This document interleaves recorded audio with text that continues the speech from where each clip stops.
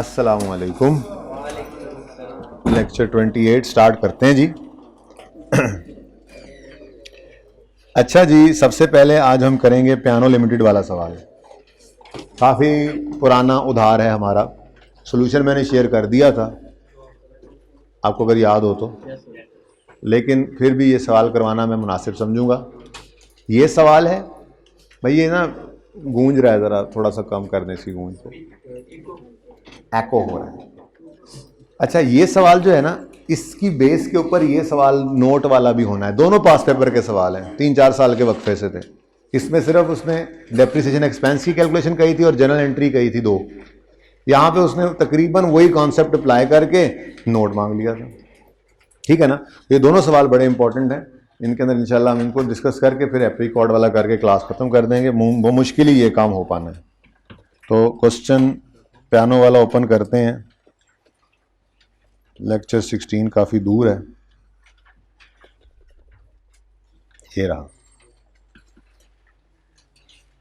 तो उधार हो जरूर जाता है हमारा, लेकिन हम उसको फिर छोड़ते नहीं हैं, ऐसी बात नहीं है। रिक्वायरमेंट है जी इस सवाल की, calculate depreciation on each asset for 15 to 18, यानी 15, 16, 17, 18 4 साल की डेप्रिसिएशन चाहिए। अब जो हम वर्किंग करते हैं डेट डिस्क्रिप्शन एसेट सरप्लस वाली, उसमें डेप्रिसिएशन आ रही होती है ना, तो उसको वर्किंग कहने की बजाय हम रिक्वायरमेंट ए कह देंगे, तो वही वर्किंग हमारी सफिशिएंट है, हमारा काम कर देगी। ठीक है। उसके बाद उसने कहा था prepare entries to record revaluation in 18, सिर्फ 18 की, और वो भी सिर्फ रीवैल्यूएशन को रिकॉर्ड करने की एंट्री करो उसने कहा था। साथ ही आप लोगों के लिए उसने ये बात भी कही थी कि entries to record depreciation expense, incremental depreciation, elimination वगैरह भी रिक्वायर्ड नहीं है। यानी कि रिवैल्यूएशन के दिन भी 2 एंट्रीज होती है ना, पहली और भाई मिल जाएगा ना, आ जाएगा तुम्हारे पास, पहली ट्रांसफर की, दूसरी सरप्लस लॉस की रिकॉर्डिंग की। वो कह रहा है ट्रांसफर की एंट्री भी नहीं करनी, एलिमिनेशन वाली एंट्री भी, यानी सिर्फ सरप्लस या लॉस जो आता है ना वो एंट्री करके दिखानी है आपको। ठीक हो गया। चले तो काम शुरू करते हैं जी। सबसे पहले एडिशनल इंफॉर्मेशन भी साथ ही पढ़ लेते हैं। PL uses revaluation model for subsequent measurement and accounts for revaluation on net replacement value method। यही वाला मेथड है जो हमने पढ़ा हुआ है, दूसरा तो भी मैंने पढ़ाया ही नहीं। ठीक है। कल के प्लान में शायद वो उनमें से कोई एक चीज छोटी सी भी आए साथ। वैसे प्लानिंग अब यही है कि कल होपफुली मैं एक्रूवल प्रीपेमेंट्स का टॉपिक स्टार्ट कर दूंगा, क्योंकि एक्रूवल प्रीपेमेंट्स पे 2 दिन हमें लगाने ज़रूरी हैं। उसी की बेस के ऊपर फिर बोरिंग कॉस्ट का टॉपिक भी चल रहा होता है, बोरिंग कॉस्ट के बाद government grant and so on. आगे फिर हर टॉपिक के अंदर एक्रूवल प्रीपेमेंट हिट करता है जाके, बिल्कुल ऐसे ही जैसे इंट्रो के लेवल पे आपने देखा था फाइनल अकाउंट के अंदर उसकी एडजस्टमेंट लाजमी आती थी ना। यहाँ पर भी आपके हर टॉपिक के अंदर करेक्शन ऑफ एरर में एक्रूवल आ रहा होगा। अभी यहाँ पर तो होगा ही, बोरिंग कॉस्ट के अंदर, गवर्नमेंट ग्रांट के अंदर उसका कॉन्सेप्ट चल रहा होगा, फिर कैश फ्लो के टॉपिक में, NPO के टॉपिक में। जैसे IAS 16 हर जगह जाता है ना, ये एक्रूवल भी उसी तरह से हर जगह जाता है। तो आप लोगों ने बेशक पढ़ा हुआ है, लेकिन मेरी चाहत ये होती है कि एक बार इंपॉर्टेंट बहुत है, इसकी एडजस्टमेंट लाजमी आ रही होती है, करेक्शन ऑफ एरर के अंदर आ रही होती हैं। तो ये 5-6 टॉपिक्स के अंदर जो इसने टेस्ट होना होता है, तो 2 दिन लगा के अपने हिसाब से, अपने तरीके से, अपने जो है वो मेथड से एक बार सारे बच्चे कर लेते हैं, तो हम कंफर्टेबली आगे चलते रहते हैं। ठीक है ना। तो कल वो काम तो करना ही है, अब साथ देखें फिर क्या कुछ हो सकता है। ठीक है। तो बहरहाल रिड्यूसिंग बैलेंस मेथड से रीवैल्यूएशन भी हमने अभी एक सवाल करना है, हमारा रहता है। छोटी छोटी चीज़ें रहती हैं, वो इंशाल्लाह जैसे ये चीज़ें निकलती जा रही हैं वो भी हो जाएंगे आहिस्ता आहिस्ता। ओके। तो 2 दिन एक्रूवल प्रीपेमेंट पे, तीसरे दिन से होपफुली बोरिंग कॉस्ट स्टार्ट कर देंगे हम। ये अगले 3 दिनों का प्लान आपके साथ में शेयर कर रहा हूँ। अच्छा जी, क्योंकि IAS 36 खत्म हो गया था हमारा। कितने बच्चे ऐसे थे जो आखिरी दिन नहीं आए थे और आज आए हुए हैं? जो आखिरी दिन वाला लेक्चर था जिसमें साइंटिफिक फार्मा वाला सवाल किया था और रिवर्सल किया था हमने और नया मेथड भी किया था, वो इस लेक्चर को कितने बच्चों ने लिया हुआ है? कितनों ने नहीं लिया? वो हाथ खड़ा करें। नहीं लिया। रह गए ना। कहा था ना पढ़ के जाना आखिरी दिन, यूट्यूब पे चढ़ा देंगे, हम ये कर देंगे, हम वो कर देंगे। करा है कुछ नहीं करके आए। बहुत नुकसान किया आपने। बहुत इंपॉर्टेंट लेक्चर था, बहुत इंपॉर्टेंट। ये नहीं कह सकते आपके हमने टाइम ज़ाया किया था। अब क्या करें, अब जो तरतीब के अंदर चीज़ें आ रही हैं, जो बच्चे आए हुए थे उनका वो कसूर था, लेकिन आप लोगों के लिए यूट्यूब पे चढ़ाया था। पर ये रिस्क नहीं होता, रिस्क ये होता है। अभी तो मजीद आ रहे हैं, जो आज भी नहीं आए, ये सारे तकरीबन वो हैं जो स्टार्ट भी एक दो दिन पहले चले गए थे। अल्हम्दुलिल्लाह आप शक्ल ऐसी बना के बैठेंगे जैसे जिंदगी में पहली बार क्लास के अंदर बैठे हो। आपकी बात नहीं कर रहा, जो बाद में आएंगे वो आपसे भी आगे होंगे 2-2 हाथ। चलें शुरू करते हैं जी। प्लांट है, इक्विपमेंट है, कहता है जी रीवैल्यूएशन मॉडल पे है, नेट रिप्लेसमेंट मेथड है, no change in life of plant का मतलब ये लाइफ यही रहेगी, रिमेनिंग हमें निकालनी पड़ेगी। पहले दिन से ये बात करते आ रहे हैं, ठीक है ना। There is no change in life of plant, however life of equipment was change, ठीक है। यानी कि इधर चेंज इन एस्टीमेट नहीं है लाइफ वाला, इक्विपमेंट में चेंज इन एस्टीमेट है लाइफ वाला, ठीक हो गया। लेकिन दूसरी बात आपको पता है, प्लांट में रेजिडुअल वैल्यू का चेंज वाला चेंज इन एस्टीमेट है, ठीक है। तो दोनों में ही है ऐसे ही estimate change. Next, PL transfers maximum possible amount from surplus to retained earnings on an annual basis, यानी इंक्रीमेंटल डेप्रिसिएशन की एंट्री पास करते हैं ये, ठीक है। ये ना भी कहे तो मैंने आपको कहा हुआ है हमने यही काम करना होता है। वैसे दो ऑप्शंस होते हैं, या इंक्रीमेंटल डेप्रिसिएशन को ट्रांसफर करते रहें या रखें सरप्लस को और एक ही दफा डिस्पोजल के वक्त ट्रांसफर कर दें। लेकिन ये वाला काम सिर्फ तब करना जब सवाल खुद कह दे आपको कि हर साल ट्रांसफर नहीं करते, यूं लिख देना PL does not transfer maximum possible from retain earning to reval surplus to retain earning on annual basis, या यूं कह दे कि नहीं करते, या यूं कह दे कि दे ट्रांसफर ऑन डिस्पोजल, फिर भी वो उसकी बात माननी है। वरना नॉर्मली वो ये लिखता है, ये करवाता भी है, नहीं भी कहेगा तो हम यही काम करेंगे, ओके। चले उसके बाद फाइनेंशियल ईयर 31 दिसंबर पे एंड हो रहा है जी। वो काम एक बार आपने करवाना है अभी? नहीं, कोई जरूरत नहीं है, यूज नहीं होता, ठीक है, ओके। हो भी गया तो कोई मसला नहीं है ना भाई, सरप्लस जहां पड़ा है वहीं पड़ा रह जाएगा, एसिड कम होता जाएगा, सरप्लस पड़ा रहेगा, तो उसकी एंट्री नहीं होगी, ठीक है। तो वो ऐसे थोड़े काम करवाएगा आपसे कि एंट्री ना करवाए, ठीक है। चलें जी, अब हम अपनी वर्किंग करते हैं जो रूटीन वाली वर्किंग होती थी हमारी, ठीक है। भाई किसी से कहें 2 मार्कर जरा मुझे दोबारा भर के दे दें, जरा रीफिल कर दें। चलें वर्किंग करते हैं अपनी तरतीब से, लेकिन उसको वर्किंग नहीं कहेंगे, उसको हम आज रिक्वायरमेंट ए का नाम देते हैं, ठीक हो गया। चलो तो रिक्वायरमेंट ए, डेट, डिस्क्रिप्शन,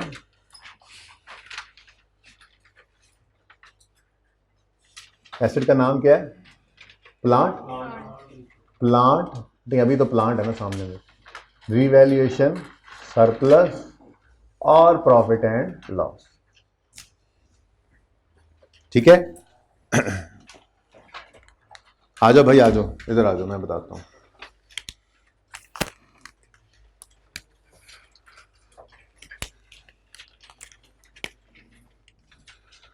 एक ये मार्कर ले लो, इधर से एक आधा और ब्लैक ले लो, पता नहीं क्या हुआ है, अच्छा ये हुआ, इधर भी कोई ढक्कन चेंज है, इसको चेंज कर लेना ब्लैक के साथ, ये मुझे दे दो, ठीक है। चलो अच्छा जी, माजरत, किस दिन खरीदा हमने इस प्लांट को, किस दिन खरीदा, 1 जनवरी 15 को, ठीक है। उसके बाद रीवैल्यूएशन तो हो रही है 31 दिसंबर 16 पे जाके, यानी 15 में नहीं है, 16 में रीवैल्यूएशन, ठीक है ना। वो भी लास्ट पे, वो साल के एंड पे है, लेकिन चूंकि एस्टीमेट चेंज आ गया तो मुसीबत पड़नी है हमें, वो बाद में देखते हैं। फिलहाल 15 के अंदर तो सुकून है ना, बोलो। तो 1 जनवरी 15 पर एसिड खरीदा, क्या कॉस्ट है जी, 500। बातें नहीं करें प्लीज, मत करें बातें। 31 दिसंबर 15 पर डेप्रीसिएशन, ये लेक्चर 16 के हैंडआउट में है ये सवाल, लेक्चर 16 के हैंडआउट में है ये क्वेश्चन, ठीक है। वैसे ये पास पेपर का नंबर भी लिखा हुआ है किताब के अंदर, ये 11 पास पेपर भी है, होपफुली आज आ जाएगी किताब, कल फिर आप लोगों के पास होगा। 500 डिवाइडेड बाय लाइफ, -60 क्यों करेंगे, क्या रेजुअल वैल्यू तो सिर्फ आउटपुट मेथड में इग्नोर करते हैं ना, नहीं सम ऑफ ईयर में करते हैं, स्ट्रेट लाइन में करते हैं। सिर्फ एक मेथड है रिड्यूसिंग बैलेंस मेथड, अगर रेजुअल वैल्यू गिवन होगी तो व्हाइल कैलकुलेटिंग डेप्रीसिएशन एक्सपेंस उसे हमने इग्नोर करना है, वरना बाकी तीनों मेथड्स में जिनमें से एक अभी नहीं करवाया हुआ, 2 करवाए हैं, कॉस्ट मॉडल, ये स्ट्रेट लाइन मेथड हो, चाहे सम ऑफ ईयर मेथड हो, चाहे आउटपुट मेथड हो, ये तीनों के अंदर आपने डेप्रिसिएशन एक्सपेंस जब भी निकालना है, अगर उसने रेजिडुअल वैल्यू दी हुई है तो कॉस्ट में से माइनस करेंगे। ओके, तो -60 डिवाइडेड बाय 10, ये लाइफ गिवन थी, बोले 44, बुक वैल्यू 456 आ गई। 31 दिसंबर 15 की, ठीक हो गया, 15 इज ओवर, कोई एंट्री नहीं चाहिए 15 की। नेक्स्ट 16 में आए, 16 के आखिरी दिन, 16 के आखिरी दिन रीवैल्यूएशन हो रही है, लेकिन मसला एक और आ गया, रेजिडुअल वैल्यू जो एस्टिमेटेड रेजिडुअल वैल्यू स्टार्ट में थी 60 मिलियन, वो इस दिन कह रहे हैं 78 हो गई है, बदल गई। There is a change in, वैसे सवालों में लिखा होता है अक्सर there is no change in life and residual value, इसीलिए लिखा होता है कि चेंज इन एस्टीमेट नहीं है, ठीक है, लेकिन आज चेंज इन एस्टीमेट, भाई वो मार्कर आए हैं, देख लो उसको, तुम उसको देख लो पहले। तो change in estimate, residual value change हो गई है, चेंज इन एस्टीमेट आ गया है। हमारा उसूल चेंज इन एस्टीमेट हो तो साल के पहले दिन से इफेक्टिव करते हैं, ठीक है। लाइफ खतरनाक चीज थी कि उसमें अगर 31 दिसंबर पे खड़े होकर लाइफ कहता तो हम उसको साल के पहले दिन भी लेकर जाते थे और साल ऐड भी करना पड़ता था।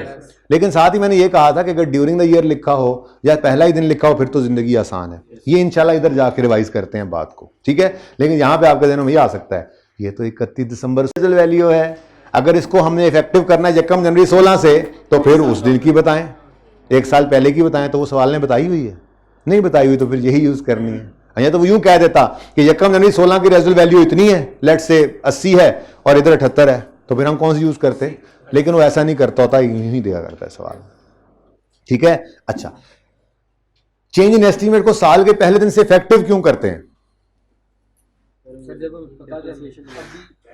सर? क्योंकि हम लास्ट के ऊपर खड़ के देखो एक बात, वैसे तो ये उसूल है ना, पर्चे के लिए याद किया हमने कि हमने साल के पहले दिन से उसको इफेक्टिव करना है, ठीक है ना। लेकिन असल बात यह है कि जब एस्टीमेट एक अंदाजा है, अंदाजे की बिना पर डिडक्शन निकालनी होती है ना, जब अंदाजे में तब्दीली हो गई, साल के एंड पे चाहे हुई, पता लग गया कि वो अंदाजा गलत साबित हुआ था, अंदाजा बदल चुका है, तो इस साल चूंकि अभी डेप्रिसिएशन कैलकुलेट करनी है, तो उस डेप्रिसिएशन को फिर नए अंदाजे के मुताबिक कैलकुलेट करें, पुराने के मुताबिक ना कैलकुलेट करें, ठीक है ना।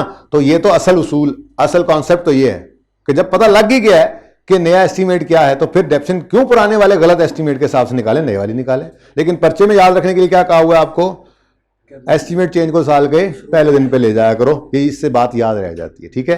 तो सर एक बात बताइएगा जी, आपने वो लेक्चर दिया था कि 1 साल कम कर लेने या रेजिडुअल वैल्यू वो या कम स्टार्ट वाली लेनी है, वो देगा तब लेनी जी जाहिर सी बात है। अब आज अगर वो कह रहे हैं 31 दिसंबर 16 पे रेजिडुअल वैल्यू ये है, इसको इफेक्टिव करना है 1 जनवरी 16 से, लेकिन इसके अलावा कोई रेजिडुअल वैल्यू सवाल में गिवन है, तो बस फिर ठीक है। अगर वो देता 1 जनवरी 16 की तो फिर देखते, फिर उसी दिन वाली लेनी पड़ती, जाहिर सी बात है, ठीक है। अच्छा, तो रेजिडुअल वैल्यू 78 31 दिसंबर 16 पे दी हुई है, लेकिन हमने इसको क्या करना है, इफेक्टिव करना है 1 जनवरी 16 से। पहले इस नए एस्टीमेट के हिसाब से एसेट को डेप्रिसिएट करेंगे, फिर 31 दिसंबर 16 पे लाके इसको रीवैल्यू करेंगे, ठीक है, सही है। तो इसका मतलब 31 दिसंबर 16 पर जो डेप्रिसिएशन निकलेगी, वो डेप्रिसिएशन निकलेगी 456 को लेकर। अब सॉल्यूशन देखे बच्चों ने, पता है क्या कहा होना है, चलो आगे चलते हैं, फिर बताता हूं क्या कहा होना है, फिलहाल तो चलो जी। 456 क्या है, book value at the date of change in estimate. आप कहोगे जी ये तो 31 दिसंबर 15 की है, भाई 31 दिसंबर 15 का ही मतलब होता है 1 जनवरी 16। तो 1 जनवरी 16 पर बुक वैल्यू कितनी है, 456। रेजिडुअल वैल्यू बदली है, यही तो मुसीबत पड़ी है, 78। तो फिर इस दिन खड़े होकर रिमेनिंग लाइफ हमें निकालनी पड़ेगी। सवाल ने क्या कहा है, there is no change in remaining life, there is no change in useful life, मतलब 10 ही है। इसका मतलब हर ऐसी चेंज पे रीवैल्यूएशन हो जाए, इंपेयरमेंट हो जाए, एस्टीमेट चेंज हो जाए, हमें रिमेनिंग लाइफ खुद निकालनी पड़ेगी 10 में से माइनस करके जितने साल गुजर गए। ये पहले दिन से बात करते आ रहे हैं, इस लाइन का मतलब पहले दिन से बताता आ रहा हूं आपको। There is no change in useful life of plant का मतलब क्या है, जो 10 साल थे वो 10 साल ही हैं। अब अगर कोई एस्टीमेट चेंज आ जाए कोई इम्पेयरमेंट आ जाए, रिवर्सल ऑफ इम्पेयरमेंट आ जाए, रिवैल्यूएशन आ जाए, इन सब मौकों पर ये होने के बाद आपने रिमेनिंग लाइफ खुद निकालनी है, 10 में से माइनस करके जो लाइफ पास होगी, अगर ये लाइन लिखी हो। ऐसे ही करते आ रहे हैं शुरू से। चलो, तो 10 साल लाइफ थी, 10 साल, ठीक है। 1 साल गुजर गया तो रिमेनिंग 31 दिसंबर 15 तक 1 साल गुजर गया ना, ये 16 तक, तो रिमेनिंग कितनी है? डिवाइडेड बाय 9, ठीक है जी, 42। Book value 414। यार बातें मत करें ना प्लीज। अब ये एसेट 31 दिसंबर 16 पे पहुंच चुका है, अब इसको हम रीवैल्यू कर सकते हैं। अब वो कह रहा है 31 दिसंबर 16 पर फेयर वैल्यू कितनी है? 526। यही रीवैल्यूड अमाउंट लिखेंगे एक लाइन छोड़कर, 31 दिसंबर 16, एक लाइन खाली छोड़कर हम लिख लेंगे रीवैल्यूड अमाउंट। अच्छा, आपने ना यहाँ पे डेप नहीं लिखना, पूरा लिखना है पर्चे के अंदर, डेप्रीसिएशन एक्सपेंस पूरा लिखना है, क्योंकि रिक्वायरमेंट है। डेप्रीसिएशन एक्सपेंस लिखोगे ना तभी पता लगेगा उसको, डेप क्या है वो कहेगा पता नहीं क्या है। वैसे तो उसे पता होता है लेकिन आपने एब्रीविएशन यूज नहीं करना। ओके, पता हो सकता है वो डेप्रिसिएशन सिर्फ लिख सकते हैं, एक्सपेंस डेप्रीसिएशन लिख लो, काफी है, डेप्रीसिएशन इज इनफ। हाँ जी बेटा, यही मैं अर्ज कर रहा हूं कि 31 दिसंबर 16 की डेप्रीसिएशन निकलनी थी, वैसे तो यही फार्मूला लगना था। चुप कर जाओ, यही फार्मूला लगना था। स्ट्रेट लाइन की तो खुसूसियत यही होती है, लेकिन मसला ये हुआ कि 16 के साल में एक एस्टीमेट चेंज आया जिसकी वजह से हम उसको साल के पहले दिन ले आए, यानी 16 वाले साल की डेप्रीसिएशन नए एस्टीमेट के हिसाब से निकलनी है। अब नए एस्टीमेट की वजह से, एस्टीमेट चेंज होने की वजह से हमने बुक वैल्यू पकड़नी है at the date of change in estimate, और उसको उस दिन खड़े होकर रिमेनिंग लाइफ निकाल कर उस पर डिवाइड करना है। तो इस वजह से ये काम हुआ। कैसे पता चला है? ये रेजिडुअल वैल्यू गिवन थी डेट ऑफ एक्विजिशन पे 60 मिलियन, 31 दिसंबर 16 पे रेजिडुअल वैल्यू कितनी हो गई है? 78 मिलियन। तो ये चेंज ही तो है, ठीक है। तो चेंज इन एस्टीमेट आया, मैं काफी देर से ये लगा हुआ था इसके ऊपर। खैर 31 दिसंबर 16 पर वो कह रहा है रेजिडुअल वैल्यू बदली है, लेकिन हम इसको उठा के ले आएंगे 1 जनवरी 16 पे, यानी 16 की डेप्रीसिएशन भी चेंज नए एस्टीमेट के हिसाब से निकालनी है। तो जब नए एस्टीमेट के हिसाब से निकालनी है तो फिर ये बुक वैल्यू लेनी पड़ी, वो वाला फॉर्मूला नहीं चल सका आगे, ठीक है। चलें आगे, ओके। अच्छा जी, तो रीवैल्यूड अमाउंट कितनी है जी? 526। 112 का रीवैल्यूएशन सरप्लस आ गया।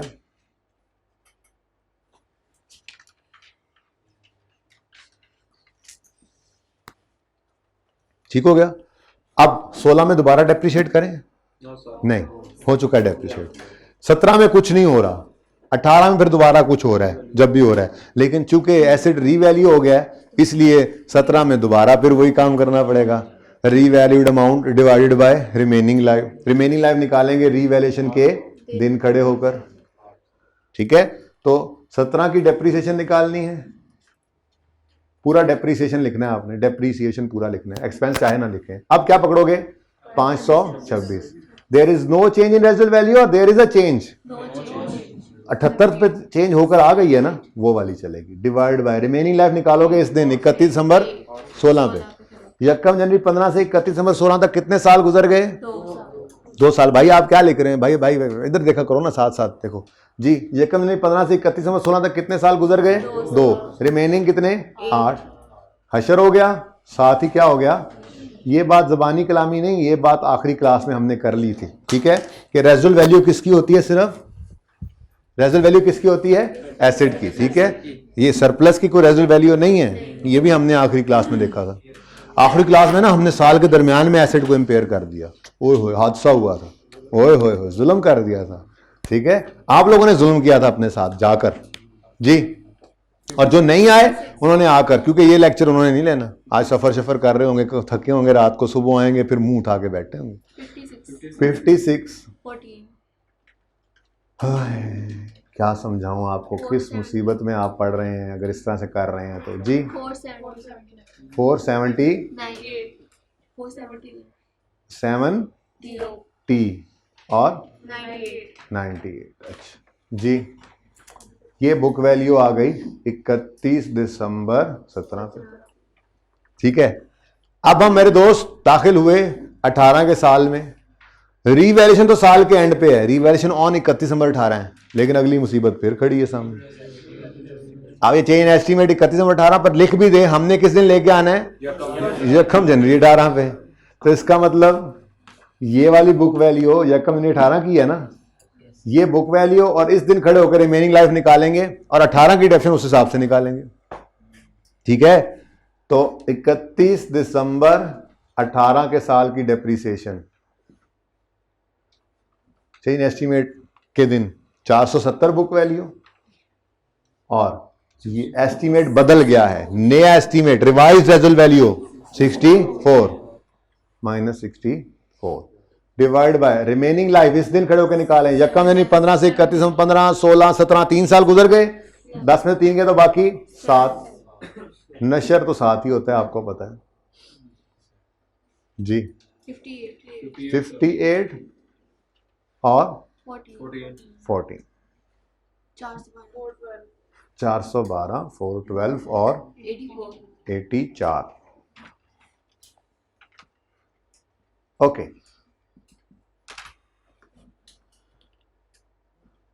अब ऐसे लोग क्या कर लेंगे, रीवैल्यू, एक लाइन छोड़ देंगे और रीवैल्यूड अमाउंट लिख लेनी है। कर लो बातें कर लो बेशर्मो जी। 31 दिसंबर 18 पे रेजल वैल्यू फेयर वैल्यू कितनी है, 310, तो एक लाइन छोड़कर आपने लिखा 310, कितना आया लॉस, 102। और बड़ा ज़्यादा लॉस आ गया जी, इतना लॉस आया कि सारे सरप्लस को खा के फारिग कर दिया, 18 और 18 का लॉस चला गया प्रॉफिट एंड लॉस में।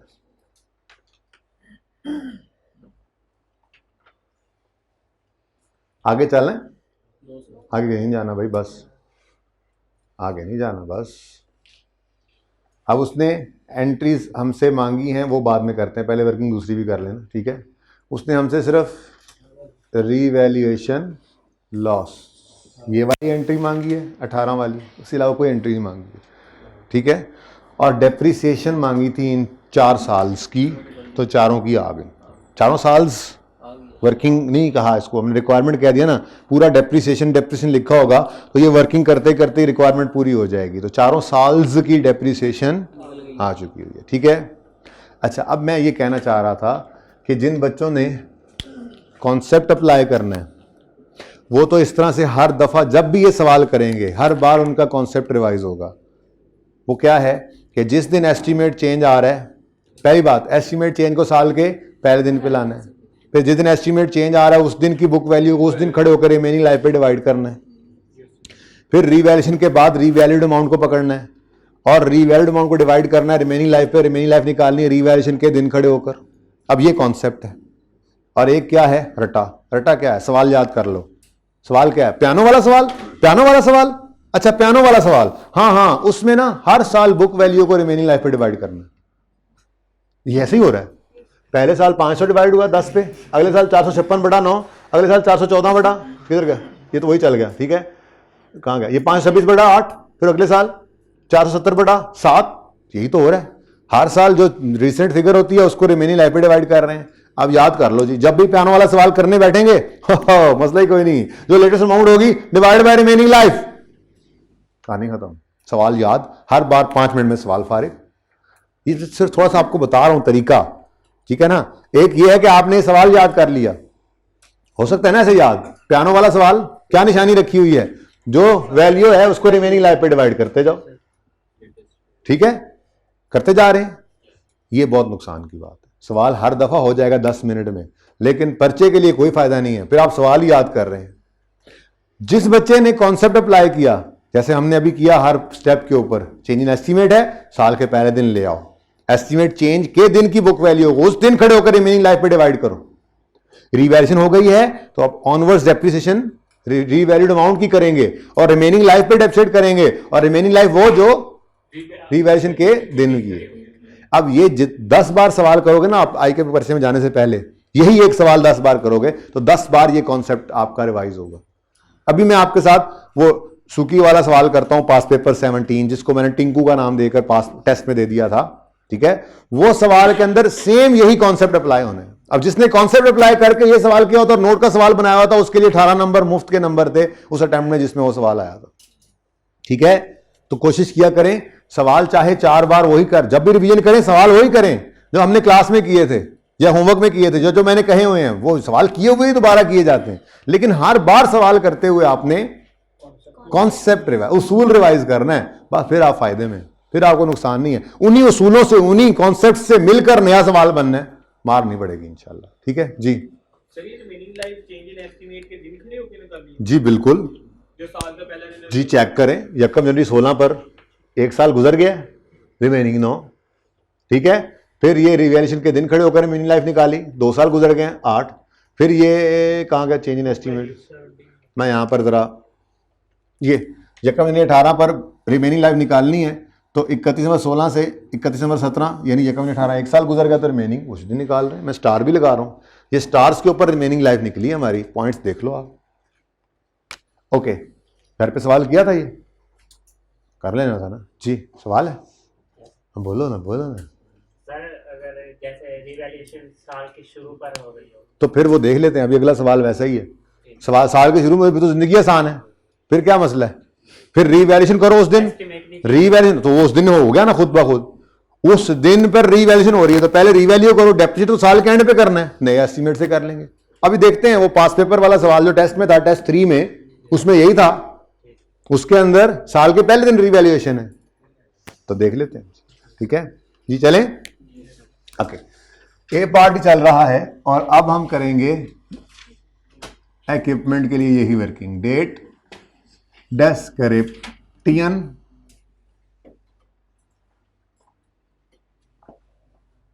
तकरीबन इतनी को जगह पे ना एंट्रीज नहीं हो जाना, हो जाएंगी। चलो जी, इक्विपमेंट है, equipment, revaluation, surplus, profit and loss. जी, किस दिन खरीदा? ओ यकम जुलाई 15, यकम जुलाई 15 पर। कॉस्ट बता दें, 360, ये रंडा 31 दिसंबर, तो 31 दिसंबर 15 पर डेप्रीसिएशन करनी थी 360 माइनस क्या करें, हाँ तो -0 लिखकर टाइम ज़ाया नहीं करेंगे, रेजल्ट वैल्यू कोई नहीं है, 0 है ना, 0 है तो फिर 0 लिखने की जरूरत नहीं है। लाइफ कितनी है जी, तो डिवाइड बाय 12, लेकिन हाँ ये पूरे साल की डेप्रिसिएशन निकलेगी, ये एसेट इस साल पूरा साल इस्तेमाल नहीं हुआ, इंटू 6/12 जी 15। सर यहाँ पर वो वाली बात नहीं अप्लाई होगी कि जो साल को डेप्रिसिएशन है बेशक आधे साल के पूरा साल इफेक्टिव डेट यकम को लेनी जरूरी नहीं भाई, एसेट खरीदा किस दिन है, है। ठीक है, यकम जुलाई चेंज इन एस्टीमेट। भाई एक बात याद रख लो, ये साल के पहले दिन पे सिर्फ चेंज इन एस्टीमेट को लेके जाना है। जिस दिन रीवैल्यूएशन हो उसको उठा के साल के, अब नहीं लाया हम साल के शुरू में, इसको भी ले जाते साल के शुरू में, ले जाते इसको भी यकम जनवरी 16 पे नहीं। Impairment, reversal of impairment, revaluation जिस दिन हो उस दिन रखते हैं। हमने आखिरी दिन आप थे जब हमने साइंटिफिक फार्मा वाला सवाल किया था ईद से पहले, तो साल के दरमियान में डैमेज हुआ था तो इम्पेयरमेंट को साल के दरमियान में लेकर गए थे। वो अलग बात है कि वो बुक वैल्यू नहीं गिवन थी तो वहां से उठाकर ले आए थे ईयर एंड पर।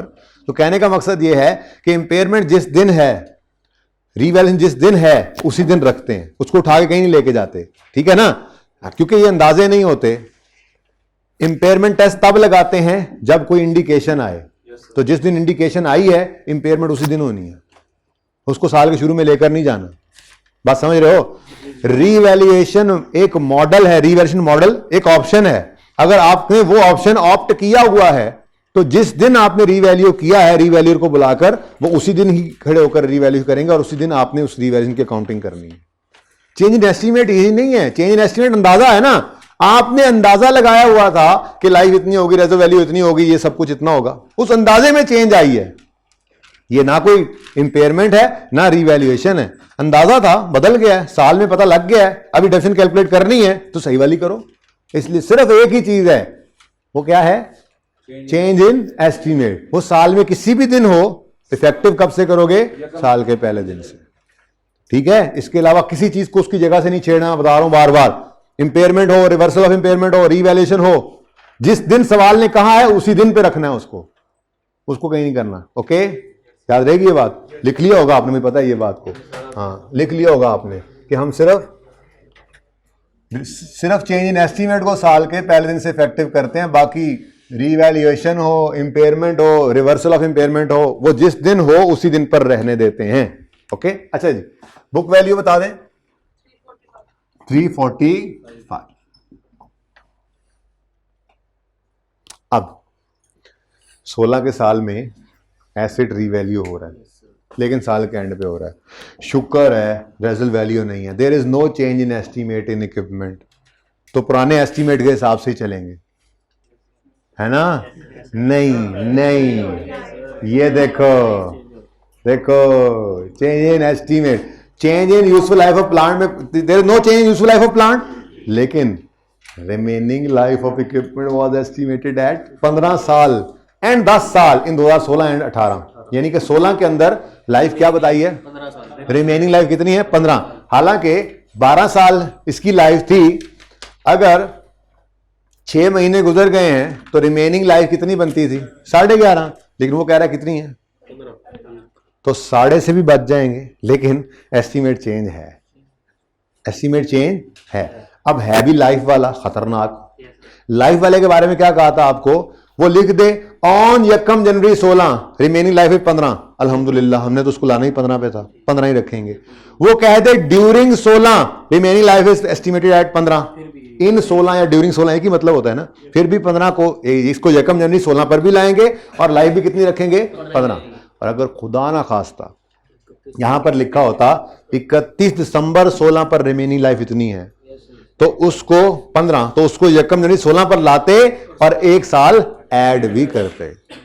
ठीक है, ये काम सिर्फ 2 दफा हुआ है अभी तक हमारे साथ, शायद क्वेश्चन बैंक के सवालों में भी हुआ हो, होमवर्क वालों में, लेकिन वो मैंने डिस्कस नहीं किया। जो डिस्कस कर चुका हूं उनकी बात कर रहा हूं, कार्ली वाले सवाल में और साइंटिफिक फार्मा वाले सवाल में।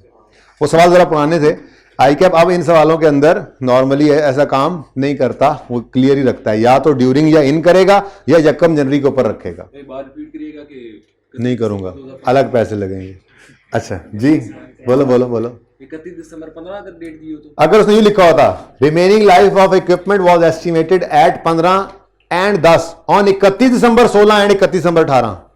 अब 16 वाले साल में एस्टिमेट चेंज है, उसको लेकर जाना है यकम जनवरी 16 पे, इफेक्टिव करना है, लेकिन उसने लाइफ दी है ऑन 31 दिसंबर 16, तो इसको जब यकम जनवरी 16 पर लेकर जाना है तो फिर 15 में एक ऐड करना पड़ेगा, जैसे हमने कार्ली में किया था, जैसे हमने साइंटिफिक फार्मा में किया था। ठीक है, लेकिन वो पुराने सवाल में कह रहा हूं उनके अंदर बहरहाल ये मामला है। अब नॉर्मली सवालों के अंदर रिसेंट सवाल में आप देखेंगे पियानो वाला सवाल है, इससे भी ज्यादा रिसेंट टेस्ट 3 वाला सवाल है जो मैंने नोट बनवाना है आज आपको। ठीक है, किसी भी सवाल के अंदर आपको इस परेशानी में अब नहीं डालता, लेकिन हमारा उसूल पक्का है, डालेगा तो हम तैयार हैं। ठीक है, तो अभी क्या है, लाइफ में चेंज आया है, एस्टिमेट चेंज तो है, 16 में है, यकम जनवरी 16 पर लेकर आना है। ठीक है, कितने साल है लाइफ? 15, लेकिन कह रहा है 15 साल लाइफ हो गई है इन 16, ड्यूरिंग 16, इनका मतलब क्या है? ड्यूरिंग 16, तो उसको यकम जनवरी 16 पर रखेंगे और 15 साल ही रखेंगे, 16 नहीं करना। ओके, सही है। तो मसला क्या हुआ जी, 16 में एस्टीमेट चेंज हो गया, तो ये यकम जनवरी 16 इस दिन बुक वैल्यू ये उठाएंगे। ठीक है, वही बात कि अगर इसने रट्टा लगाना है पियानो वाले सवाल को, वो तो क्या कहेगा, हर साल बुक वैल्यू पकड़ो और हर साल रिमेनिंग लाइफ निकालते जाओ, सवाल हो जाएगा। नहीं, कॉन्सेप्ट है। ठीक है, 16 के साल में एसिड 16 के साल में इसमें चेंज इन एस्टीमेट है, तो यकम जनवरी 16 से इसको इफेक्टिव करेंगे। अब डेप्रिसिएशन निकालनी है तो यकम जनवरी 16 वाली बुक वैल्यू पकड़ोगे, रेजल वैल्यू है नहीं, और डिवाइड करोगे इसको रिमेनिंग लाइफ से, जो निकालोगे इसी दिन खड़े होके भाई स्टार को देख लो। ठीक है, और वो हम निकालते ना, अगर हम निकालते तो हम कहते 12 में से 6 महीने निकल गए, बाकी रह गए 11.5, लेकिन उसने कहा रुक जाओ, आप 1.5 में ना पढ़ो, 1.5 में ना पढ़ो, आपको मैं बताता हूँ रिमेनिंग लाइफ है 15। तो हमें जब 1 जनवरी 31 दिसंबर 16 पे खड़े होकर पता लग गया कि लाइफ इतनी है, तो 16 के साल की डेप्रिसिएशन ही फिर इसी हिसाब से निकालो। ठीक हो गया? ये बात समझ आ रही तुम्हें? पक्की बात है, देख लो। ओके सर जब एस्टिमेट चेंज होगा हाँ, तो पिछले वाले साल जितने गुजर गए होंगे उसकी यूजफुल लाइफ से वो फिर माइनस नहीं एस्टिमेट चेंज हुआ है, आप यहाँ पे कह रहे हो ना 11.5 निकालें, कितने साल? 6 महीने गुजरे हैं ना, 6 महीने गुजरे हैं तो 15 में से फिर माइनस नहीं, 6 महीने 15 में से माइनस नहीं करेंगे। वो 12, वो कहता लाइफ नहीं बदली तो हम 12 में से 6 महीने माइनस करके यहाँ 11.5 लिखते, लेकिन उसने रिमेनिंग लाइफ खुद दे दी थी। अब वो सवाल याद करो, रिवीजन के पहले दूसरे लेक्चर की बात है, जब मैंने आपको एक सवाल होमवर्क में दिया था छोटा सा, जिसमें लाइफ खुद दे दी थी, और मैंने एक उसूल लिखवाया था, अगर सवाल में रिमेनिंग लाइफ खुद बता दे तो हम कैलकुलेट नहीं करते, तो हम क्यों करें कैलकुलेट? गिवन है ना। और वहां पर भी सवाल के अंदर ड्यूरिंग ईयर लिखा था कि लाइफ इतनी है, तो इसलिए हमने वही उठाकर लिख ली थी साल के पहले दिन पे। ओके, बहरहाल जी बोलो। 23 कहते हो तो वो सवाल भी दिखा सकता हूं मैं, कहते हो तो।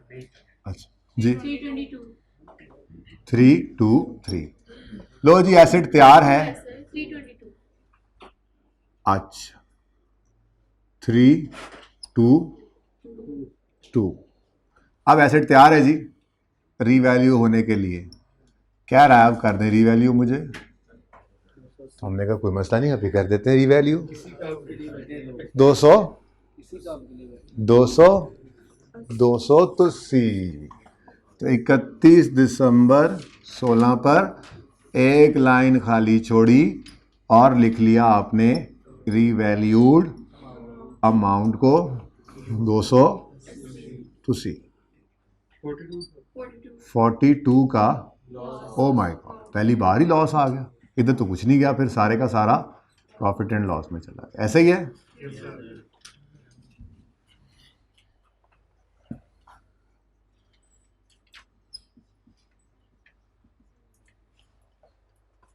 कोई अल्लाह दी मर्जी। आगे देखें जी, 17 में और तो कुछ नहीं हुआ, लेकिन 17 में एक मसला तो अब हो चुका है।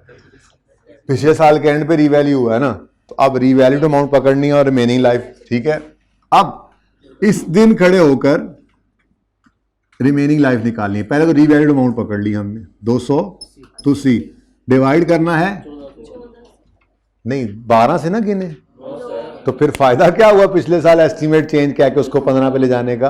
ठीक है ना, रिमेनिंग लाइफ अब हमने निकालनी है। जैसे रीवैल्यूएशन के बाद अगली रीवैल्यूएशन करते थे तो रिमेनिंग लाइफ कैसे निकालते थे आपको पता है। ठीक है, चलें छोड़ें इस बात को, सादा बात। वो तो वहां तो हर साल लाइफ गिवन होती थी ना, वो कहता था कि लाइफ में चेंज नहीं आया तो हम उसको हर साल ओरिजिनल वाली से माइनस करते जाते थे।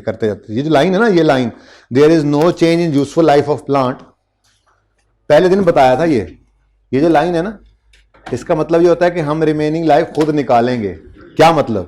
ये देखो 10 थी, इधर 10 - 1, इधर 10 - 2, इधर 10 - 3।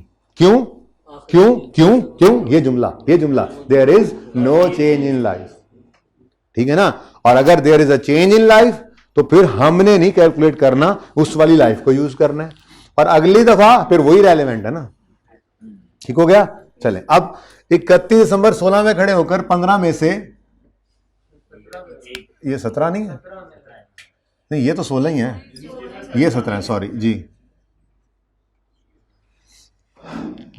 हमारी लाइफ 1 जनवरी 16 पर हमने उठाकर ले गए थे ना इसको, 15 है तो 1 जनवरी 16 पर लाइफ अगर 15 है तो 31 दिसंबर 16 तक एक साल गुजर गया, तो रिमेनिंग 14।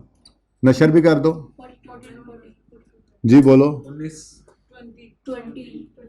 वो एक गल कर लो, 20 +3 और 3 पॉजिटिव जी, 260 260 39 और 39। ठीक है जी।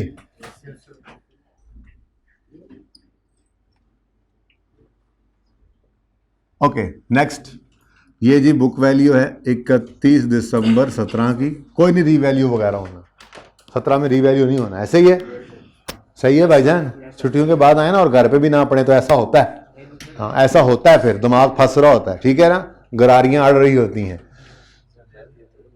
18 में साल के एंड पे रीवैल्यूएशन है, कोई रेजर्व वैल्यू नहीं बदली, लेकिन ये मुसीबत तो है ना, 18 में कह रहा है लाइफ बदल गई है तो साल के पहले दिन पे इफेक्टिव करना है, तो फिर रिमेनिंग लाइफ, फिर वही सारी मुसीबत, ठीक है।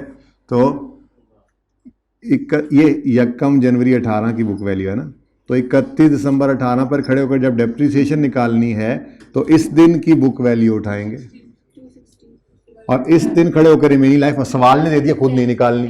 कितनी दे दिया जी उसने? 10 इन 2018, ठीक है, तो 10 ही रखना है क्योंकि इन 2018 बोला है उसने, डिवाइड बाय 10 जी, और 39 डिवाइडेड बाय 10 जी, 26 और 4 234 और 35।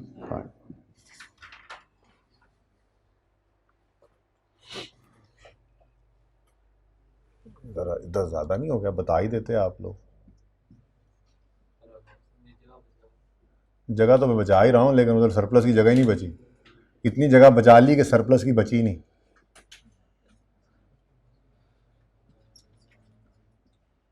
चलो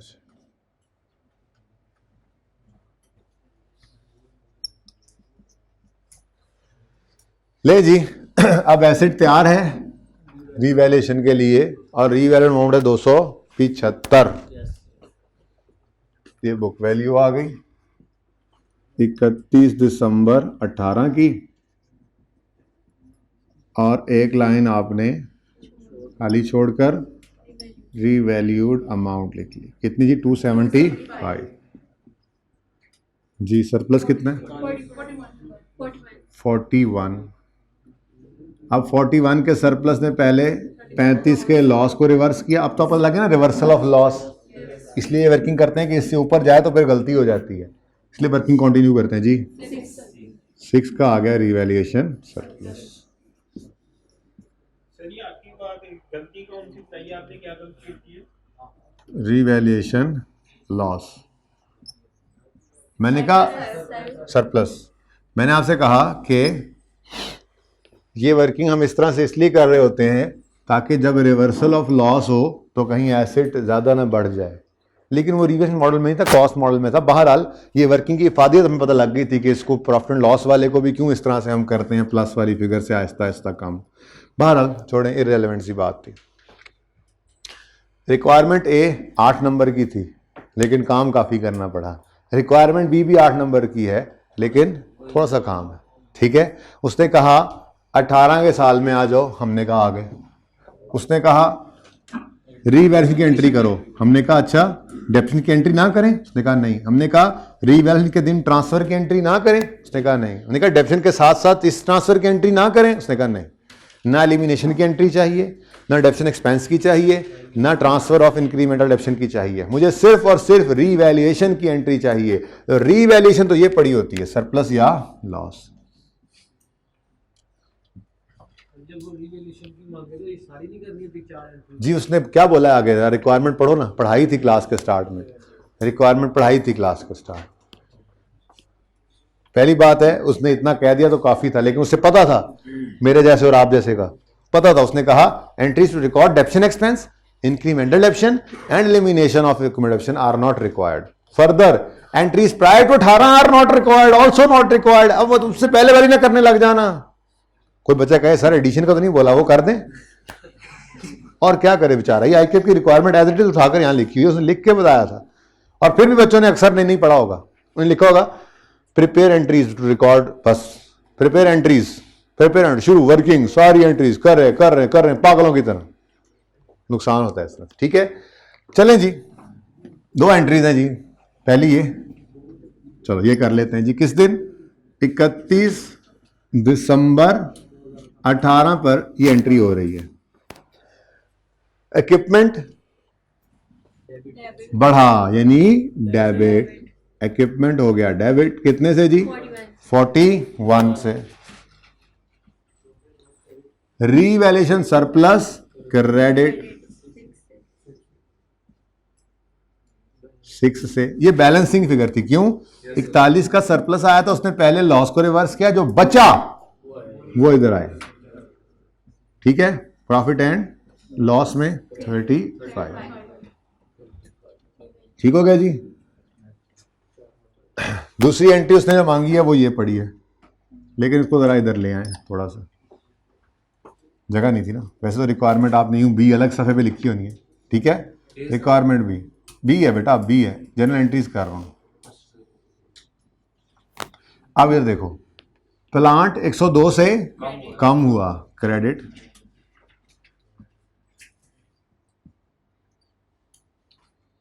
एंड वालों नजर आ रहा है? एंड आज कुछ है ही नहीं। वैसे हजरत फिर भी एंड पे बैठे हैं इंश्योर करने के लिए जी। उसके बाद 84 से सरप्लस हुआ, डेबिट 84, और प्रॉफिट एंड लॉस डेबिट हुआ। अच्छा, अब इसमें क्या आया था? लॉस। इस लॉस ने पहले सरप्लस को खाया, जो बच गया वो प्रॉफिट एंड लॉस में बैंक का था, तो बैलेंसिंग इसमें ही आ गया। ठीक है जी, ये दो एंट्रीज थी, रिक्वायरमेंट बी। ठीक हो गया, रिक्वायरमेंट ए और ये रिक्वायरमेंट बी।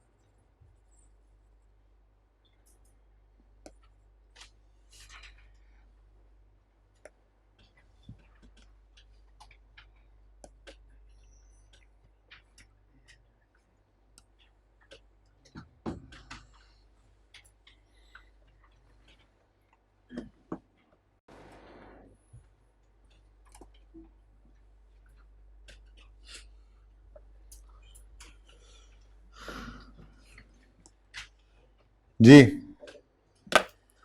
टेस्ट है आप लोगों के पास, टेस्ट 3। इसका ये क्वेश्चन नंबर 1 है, ये दरअसल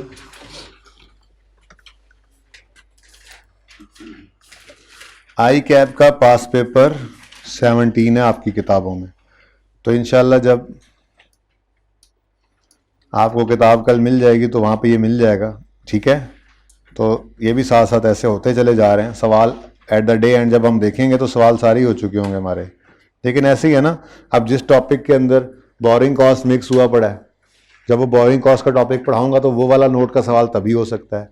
जिसमें गवर्नमेंट ग्रांट मिक्स हुआ पड़ा है, तो जब गवर्नमेंट ग्रांट का टॉपिक पढ़ लेंगे तो नोट, तो इसलिए मैंने कहा था नोट आपके साथ साथ चलेगा। आज देखेंगे हम दोबारा नोट बनाएंगे, दोबारा बनाएंगे, सारा कुछ फिर रिवाइज हो जाएगा। तो नोट तो हर हफ्ते 10 दिन बाद हमारा रिवाइज होता चला जाएगा, होता चला जाएगा। इससे जान नहीं छूटने वाली, छुड़ानी भी नहीं है। ये देखें जी, ये आपकी बुक्स का पेज 193 होगा जो आपके पास आएंगी। ठीक है जी, उनके अंदर ये क्वेश्चन है जिसका नाम था Suki limited to Suki limited.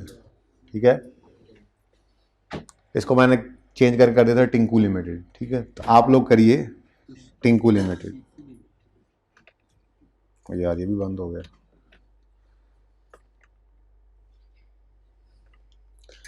चलो जी, लो भाई, following information pertains to PPE of Tinku required in accordance with IFRS's prepare a note on PPE including comparative information for inclusion in TL's financial statements for the year ended 31 दिसंबर 2021। 21 का note बनाना है, comparative का मतलब 20 भी बनाना है। साथ उसने कह दिया column of total is not required. ठीक है, अब पीपीई का हमने नोट बनाना है। ठीक है, नोट मैं बिल्कुल बनाऊंगा, और किसी को बुला दें, बोर्ड की परली साइड मिटा दें। अगर कोई बैठे हुए हैं तो सलीम बैठे हुए हैं तो सलीम मिटा दें। हम तब तक क्या कर लेते हैं, हम देखें अभी हमने जनरल एंट्रीज की, किसी ने पिक्चर लेनी है तो ले लीजिए, हाइब्रिड वालों ने को पिक्चर लेनी है तो उधर कर दें जी एक दफ़ा ज़रा दोबारा। वैसे काफ़ी देर रख के रखा आमिर भाई ने। किसी ने पिक्चर लेनी है तो हाथ खड़ा करें। हाइब्रिड में नहीं लेनी, ठीक है। अच्छा, हमने भी पिछला सवाल किया, उसमें हमने जनरल एंट्रीज पास की हैं, लेकिन वर्किंग हमें करनी पड़ी। हमसे लेजर मांग ले, वर्किंग तब भी करनी पड़ती है। आपस की बात है, अल्लाह सब्र देते हैं रमज़ान में, वरना तो 1 घंटा भी नहीं गुजरता पानी पिए बगैर।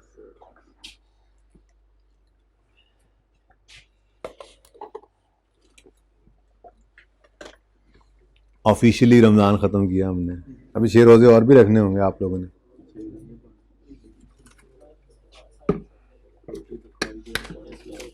अल्हम्दुलिल्लाह, अल्लाह को पता है हमारा गर्मी वाले रोज़े भी आसानी से गुजर जाया करते थे, ठंड हो जाती थी थोड़ी बहुत, पता है ना, नासनूस जाना। अच्छा सॉरी जी, मैं ये अर्ज़ कर रहा था, हमने जनरल एंट्रीज़ की, हमें वर्किंग करनी पड़ी। हमसे नोट मांग रहा है, हमने वर्किंग पहले करनी, ठीक है ना। अब वो वर्किंग मैं नहीं सॉल्व कर रहा, वर्किंग जो है मैंने कर दी थी, उस वर्किंग को हम यहाँ से सोल्यूशन से देख लेते हैं एक दफ़ा, ठीक है। और उसके बाद फिर हम नोट बनाएंगे इंशाल्लाह, क्योंकि ये वर्किंग में टाइम ज़ाया करने वाली बात है अगर इसको भी मैं जाके सॉल्व करूँ तो, ठीक है। चलो शुरू करते हैं जी काम। अब पता है आपको क्या बनाना है, हमने नोट। अच्छा, अब आप देखोगे ना पैटर्न उल्टा आसान है पियानो वाले सवाल से, बस इसमें नोट मांग लिया, वरना पैटर्न वही है, मिलता जुलता है, डाटा का भी और आगे एडजस्टमेंट्स का भी। देखो बेशक, पहले एडिशनल इन्फॉर्मेशन पढ़ते हैं। GTL uses revaluation model for subsequent measurement and accounts for revaluation on net replacement value method, वही जो हम कर रहे हैं। TL transfers maximum possible amount from revaluation surplus to retained earnings on annual basis, यानी कि वो ट्रांसफर की एंट्री भी पास करते हैं, ठीक है। रीवैल्यूड अमाउंट्स वर डिटरमिन्ड बाय असल नाम तो कुछ और था टेस्ट के अंदर, फिर मैंने अपने टीए का नाम लिख दिया, ठीक है। Saqib Noor valuers private limited and independent valuation company, ठीक है जी। बस सवाल का डाटा खत्म। अब 2 चीजें हैं, बिल्डिंग और वेयर हाउस, दोनों की वर्किंग हम देख लेते हैं यहाँ से, ठीक है। उसके बाद फिर नोट बनाते हैं जाके कंप्लीट, सब नोट्स समेत बनाएंगे, चाहे जितना टाइम मिलेगा। टाइम काफ़ी लग गया था इसके ऊपर, तकरीबन वर्किंग तो 5 मिनट में हमने कर लेनी है, ठीक है। इसकी ये ग्रिल ऊपर करवा दें भाई, और वर्किंग हो जाएगी तो फिर नोट भी जल्दी बन गया था। सब नोट के अंदर बड़ी तफसील से हमने बात की थी, रिवैल्यूएशन की मूवमेंट थी 2 साल की, फिर book value at there be no revaluation वाला थोड़ा सा टेक्निकल था इसके अंदर, क्योंकि बीच में चेंज इन एस्टीमेट भी आ रहा है, तो ये ज़रा थोड़ा सा देखना पड़ा था। सवाल बहुत मज़े का है, लेकिन सवाल की टेक्निकलिटीज़ को देख के आप कहते हैं लो जी ये 18 कहाँ से मिलने थे। नहीं भाई नहीं, वो टेक्निकलिटीज़ 2-3 नंबर की होंगी, बाकी सवाल सारा आपका होता है, ठीक है। और वो बड़ा खोल के जमाई लें हजरत आप, शुक्र आपके आगे कुछ सीट खाली थी, बंदा नहीं बैठा हुआ था, वरना वो सारा ही। अच्छा, तो सबसे पहले क्या करते हैं जी, वर्किंग, जल्दी से ओके जी बच्चों। ऑफिस बिल्डिंग है, डेट ऑफ एक्विजिशन 1 जुलाई 17, कॉस्ट है 96, लाइफ है 16, रेजल वैल्यू गिवन नहीं है, ठीक है। सवाल में कुछ ने बताया नहीं, स्ट्रेट लाइन मेथड है रिड्यूसिंग बैलेंस, और फिर समझ जाए भाई कह रहे हैं, अगर नहीं बताया तो मतलब स्ट्रेट लाइन ही है, ठीक है। अच्छा, कॉस्ट गिवन है और लाइफ गिवन है, अच्छी बात है। उसके बाद रीवैल्यू हुआ एसेट, ये तो 17 में है ना, 17 भी गुजर गया, 18 भी गुजर गया, 19 में रीवैल्यू हो रहा है, फिर 20 नहीं गुजरा, 20 में एस्टीमेट चेंज है, और फिर 21 में फिर रीवैल्यू है। सवाल पढ़ा, डाटा पढ़ा, हमें थोड़ा सा आइडिया हुआ कि 1 जुलाई 17 को एसेट आया, 17-18 सुकून से गुजरेगा, 19 के पहले ही दिन एसेट रीवैल्यू हो जाएगा, फिर डेप्रिशिएट करेंगे रीवैल्यूड अमाउंट को, फिर 20 में चैन नहीं है, 20 में फिर चेंज इन एस्टीमेट है, उसको लगाएंगे, 21 में फिर चैन नहीं है, 21 में फिर, तो वैसा ही सवाल है, मिलता जुलता पियानो जैसा, लेकिन ज़्यादा आसान है, वो ज़्यादा टेक्निकल था, ये बहुत आसान है, ठीक है।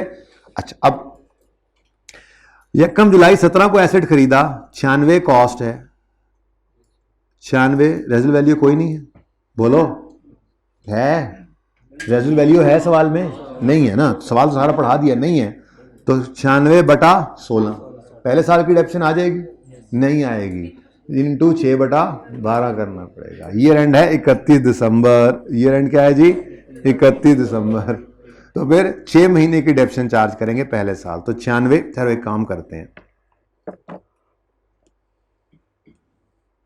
छुपा लेते हैं ना, जरा आपसे पूछेंगे तो सही ना फिर कम से कम।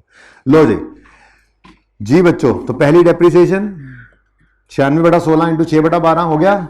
ये 96 कॉस्ट आ गई, ये 3 की डेप्रिसिएशन आ गई। 17 इज ओवर। 18 में कुछ हुआ तो फिर स्ट्रेट लाइन मेथड है तो सेम, बस 6/12 नहीं करेंगे। लो 6/12 नहीं किया हमने और ये 6 की डेप्रिसिएशन आ गई। ठीक है, अब 19 के साल में पहले ही दिन एसिड क्या हो रहा है, ठीक है, 116 पे लेकर जाना है। तो फिर ये बुक वैल्यू यकम जनवरी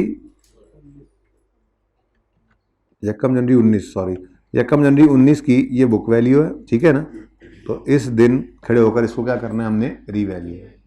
अब रीवैल्यू करना है तो एक लाइन छोड़कर रीवैल्यूड अमाउंट लिखेंगे। वो कितनी है जी, 116। तो 29 का क्या आ गया हमें रीवैल्यूएशन पर सरप्लस भी आगे चला गया। डन हो गया, सही है। अब आगे बढ़ते हैं। अब 21 में रीवैल्यूएशन होनी है और 20 में चेंज इन एस्टीमेट है। 19 में तो बस जो होना था हो गया ना। अब 19 की डेप्शन निकालनी है तो 116 को लेंगे, बोलो 116 रीवैल्यूड अमाउंट लेंगे ना, और रिमेनिंग लाइफ निकालेंगे यकम जनवरी 19 पे खड़े होकर। अब बताओ, यकम जनवरी 17 से 31, यकम जुलाई 17 से 31 दिसंबर 17 तक 6 महीने गुजरे थे, और 31 दिसंबर 18 तक 1 साल, यानी 1 साल और 6 महीने गुजर गए। ओरिजिनल लाइफ कितनी थी, 16 में से अगर सवाल खामोश है तो there is no change in remaining life ना। अब तो आगे उसने बता दिया 20 में जाके चेंज आ रहा है। तो 16 में से 1.5 गए तो बाकी 14.5, तो डिवाइडेड बाय, तो 116 डिवाइडेड बाय 14.5 और 29 डिवाइडेड बाय 14.5। डन हो गया, ये 8 आ गया और ये 2 आ गया। तो मसला अच्छा, डिवाइड बाय 14.5 का मतलब ये तो नहीं है कि 6 महीने की डेप्रिसिएशन है। एक छोटी सी एग्जांपल आखिरी दिन वो भी हमने की थी, है ना। हमने एक एसेट अज्यूम किया था 250 रुपए का, उसकी लाइफ हमने 2.5 साल अज्यूम की थी, फिर उसकी डेप्शन निकाली थी, ठीक है। तो 2.5 साल से डिवाइड करने का मतलब ईयरली डेप्रिसिएशन आती है। आगे आपने देखना है उस साल में कितना इस्तेमाल हुआ है, ठीक है ना। जब आपने ईयर्स से डिवाइड किया है तो वो ईयर्स जो हैं वो पर ईयर डेप्शन ही निकाल कर देंगे। ये फॉर्मूला अगर आप कॉस्ट को डिवाइड करें लाइफ से, अब वो लाइफ अगर 2.25 साल है, 2.25 से डिवाइड करेंगे तो क्या आंसर में 3 महीने की डेप्शन आएगी? क्या 2.25 साल अगर लाइफ है, डिवाइड बाय 2.75 करेंगे तो क्या 9 महीने की डेप्शन आएगी? नहीं भाई, ईयर से डिवाइड करने पर ईयर्स में एनुअल डेप्रिसिएशन ही आती है। तो 14.5 से डिवाइड किया है तो कोई 6 महीने की डेप्शन नहीं निकल आई, पूरे साल की ही है। रिलैक्स होकर चलें आगे, ओके। अब जी 19 गुजर गया, बोलो 20 आया, और 20 में क्या है, 20 में क्या है? अच्छा, अब ये रिवाइज्ड यूजफुल लाइफ लिखा हुआ है, इससे क्या मतलब आपको लग रहा है? रिवाइज्ड यूजफुल लाइफ का मतलब क्या है? इसका मतलब रिमेनिंग लाइफ है। एस्टीमेट चेंज तो है, मतलब क्या है? जुमले को देखें ना, जुमले को देखो, कह रहा है एस्टिमेटेड लाइफ कितनी है 16, और यहां पे कह रहा है 20 के अंदर रिवाइज्ड लाइफ कितनी है। तो ये रिमेनिंग लाइफ बता रहा है, रिवाइज मतलब यही लाइफ है। वो ये कह रहा है कि ये वाली लाइफ अब यूज होनी, तो रिमेनिंग लाइफ ही होगी ना फिर, ठीक है।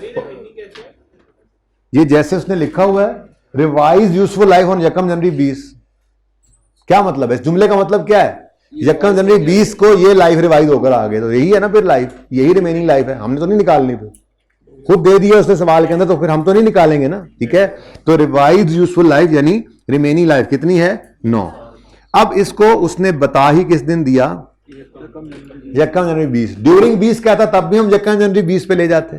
खतरा सिर्फ तब होता जब 31 दिसंबर 20 से ये 9 कहता, हम उसको लाते यकम जनवरी 20 पर और करते इसको 10। लेकिन ऐसा कुछ नहीं है, मैंने कहा रिसेंट सवालों के अंदर वो इस तरफ लेके आपको नहीं जा रहा। जैसे अभी पियानो में देखा हमने, उसने ड्यूरिंग कह दिया और यहां पर तो उसने पहले दिन की ही डेट लिख दी ताकि इस मुसीबत में ही ना पड़े। बहरहाल अब हमने यकम जनवरी 21 की बुक वैल्यू पकड़नी है, ये पड़ी है 108। इसको डिवाइड करना है रिमेनिंग लाइफ से, जो कि सवाल में गिवन है 9। हजरत जी समझ आ रही है? सो गए आप, ठीक है। ये बात पूरा होने दें भाई, 1 मिनट पूरा होने दें, ठीक है भाई। नींद आ गई थी क्या? अच्छा नहीं, सोच में पड़ गए, समझ नहीं आ रही क्या? आ रही। अच्छा जी, इधर देखें 108/9 और 27/9 डन हो गया। 12 और 3 डेप्रिसिएशन हो गई थी, डन। अब आगे बढ़े, 21 का साल आया, ओ 21 के साल में पहले ही दिन क्या हो रहा है, एसेट 20 गुजरा था, 21 में 20 भी सुकून में नहीं गुजरा, अब 21 भी सुकून में नहीं गुजरा, कोई बात नहीं, रिवैल्यूएशन हो रही है, खैर है। एक लाइन खाली छोड़कर रीवैल्यूड अमाउंट लिखेंगे और आपको क्या आ गया, लॉस। ठीक है, इस लॉस ने सरप्लस को खाने की कोशिश की लेकिन नाकाम रहा। ठीक है ना भाईजान, येलो शर्ट ऐसे ना करो, ऐसे सोओगे तो क्या बनेगा भाई, इधर देखो ना, शर्माओ तो मत, आंखों से आंखें मिलाने के काबिल भी नहीं रह रहे हो जी भाई। लॉस आया लेकिन उस सरप्लस को सारा खत्म नहीं कर सका, कोई बात नहीं, अच्छी बात है। अब चूंकि रीवैल्यू हो गया तो रीवैल्यूड अमाउंट को रिमेनिंग लाइफ पे, और वो निकालेंगे हम खुद खड़े होके इस दिन, और निकालेंगे किस में से, इस 9 में से। अगर यकम जनवरी 21 पर रिमेनिंग लाइफ 9 थी तो यकम जनवरी 20 पर, यकम जनवरी 20 पर अगर रिमेनिंग लाइफ 9 थी तो एक साल गुजरने के बाद कितनी रहेगी, 8, 80/8, 8/8। कोई मसला इसमें, वर्किंग कर ली ना हमने। अब नोट के अंदर ये सारा कुछ नोट में अप्लाई करेंगे ना, ये वर्किंग तो इस जैसी, इससे मुश्किल पियानो में कर ली थी इसलिए मैंने दोबारा नहीं करवाई। दूसरा देख लें, अब दूसरा एसिड देखें। कुछ भाई तस्वीरें बना रहे हैं, भाई ये वर्किंग 2 है, तो किताब जब आए तो उसको वर्किंग 2 कर लेना, ये 2 होनी चाहिए ना, ये वर्किंग 1 दूसरी भी वर्किंग 1, अच्छा नहीं ना लगता। अच्छा मैंने कहा कुछ बना रहे हैं तस्वीर, बाकी सबने भी शुरू कर दिया, जो नहीं भी बना रहे थे उनको भी ख्याल आ गया एकदम से जी। यहाँ पे पॉज करें, दूसरा पार्ट शुरू